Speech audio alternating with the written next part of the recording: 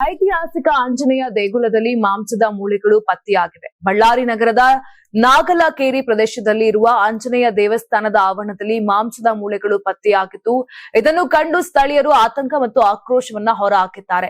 ದೇವಸ್ಥಾನದ ಹಿಂಭಾಗದಲ್ಲಿ ಇರುವ ವೆಂಕಟೇಶ್ವರ ಸ್ವಾಮಿ ದೇವಸ್ಥಾನದ ಮುಂದೆ ಗರುಡ ಸ್ತಂಭದ ಬಳಿ ಪ್ಲಾಸ್ಟಿಕ್ ಕವರ್ನಲ್ಲಿ ಮಾಂಸದ ಮೂಳೆಗಳು ಕಂಡು ಬಂದಿವೆ.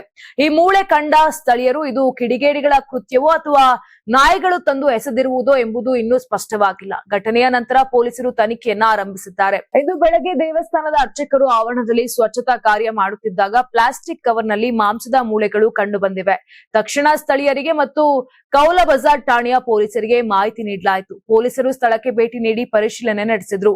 ದೇವಸ್ಥಾನದ ಆವರಣದಲ್ಲಿ ಮಾಂಸದ ಅವಶೇಷಗಳು ಕಂಡು ಬರುವುದು ಭಕ್ತರಲ್ಲಿ ಭಯ ಮತ್ತು ಕೋಪವನ್ನ ಹುಟ್ಟುಹಾಕಿದೆ. ಈ ದೇವಸ್ಥಾನ ಶತಮಾನಗಳಿಂದಲೂ ಸ್ಥಳೀಯರ ಭಕ್ತಿಯ ಕೇಂದ್ರವಾಗಿದ್ದು, ಇಂತಹ ಘಟನೆಗಳು ರೊಚ್ಚಿಗೇಳುವಂತೆ ಮಾಡಿದೆ. ಈ ಬಗ್ಗೆ ಬಳ್ಳಾರಿ ವಲಯದ ಐಜಿಪಿ ಪಿ ಹರ್ಷ ಸ್ಥಳಕ್ಕೆ ಭೇಟಿ ನೀಡಿ ಪರಿಶೀಲನೆ ನಡೆಸಿದ್ದಾರೆ. ನಾವು ಕ್ರಿಮಿನಲ್ ಕೇಸ್ ಬುಕ್ ಮಾಡಿಕೊಂಡಿದ್ದೇವೆ ಮತ್ತು ತನಿಖೆ ನಡೆಸುತ್ತೇವೆ. ಬ್ಯಾನರ್ ವಿಚಾರಕ್ಕೂ ಇದಕ್ಕೂ ತುಳುಕು ಹಾಕಬೇಡಿ. ಸದ್ಯ ಪಾರದರ್ಶಕ ತನಿಖೆ ಮಾಡುತ್ತೇವೆ.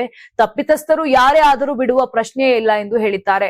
ಇನ್ನು ಬಳ್ಳಾರಿಯಲ್ಲಿ ಪೊಲೀಸರು ಹೆಚ್ಚುವರಿ ಬಂದೋಬಸ್ತ್ ಏರ್ಪಡಿಸಿದ್ದು ಸಿಸಿಟಿವಿ ಕ್ಯಾಮೆರಾಗಳನ್ನ ಪರಿಶೀಲಿಸುತ್ತಿದ್ದಾರೆ.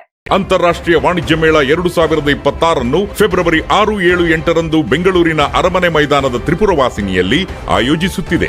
ಇದು ಕರ್ನಾಟಕ ಕೃಷಿ ಇಲಾಖೆ ಪ್ರಕಟಣೆ. ನೀವು ಸಣ್ಣ ಆಗ್ಬೇಕಲ್ವಾ? ಅದು ಒಂದು ಉತ್ತಮ ಆಹಾರದಿಂದ ಸಣ್ಣ ಆಗ್ಬೇಕಲ್ವಾ? ಪ್ರತಿದಿನ ನಮ್ಮ ಜೀನಿ ಸ್ಲಿಮ್ ನ ಯೂಸ್ ಮಾಡಿ ಯಾವುದೇ ಸೈಡ್ ಎಫೆಕ್ಟ್ ಇಲ್ದಂಗೆ ನೀವು ಸಣ್ಣ ಆಗ್ತೀರಾ. ಯಾರಾಗ್ತಾರೆ ಎಂಎಲ್ಎ ಅಭ್ಯರ್ಥಿ 2028 ಶೀಘ್ರದಲ್ಲೇ. ಪ್ರತಿದಿನ ಒಂದೊಂದು ಕ್ಷೇತ್ರದ ಟಿಕೆಟ್ ಆಕಾಂಕ್ಷಿಗಳ ಸಂಪೂರ್ಣ ಮಾಹಿತಿ ಪೊಲಿಟಿಕಲ್ ಜರ್ನಲಿಸ್ಟ್ ಕೆಎಂ ಶಿವಕುಮಾರ್ ಅವರಿಂದ.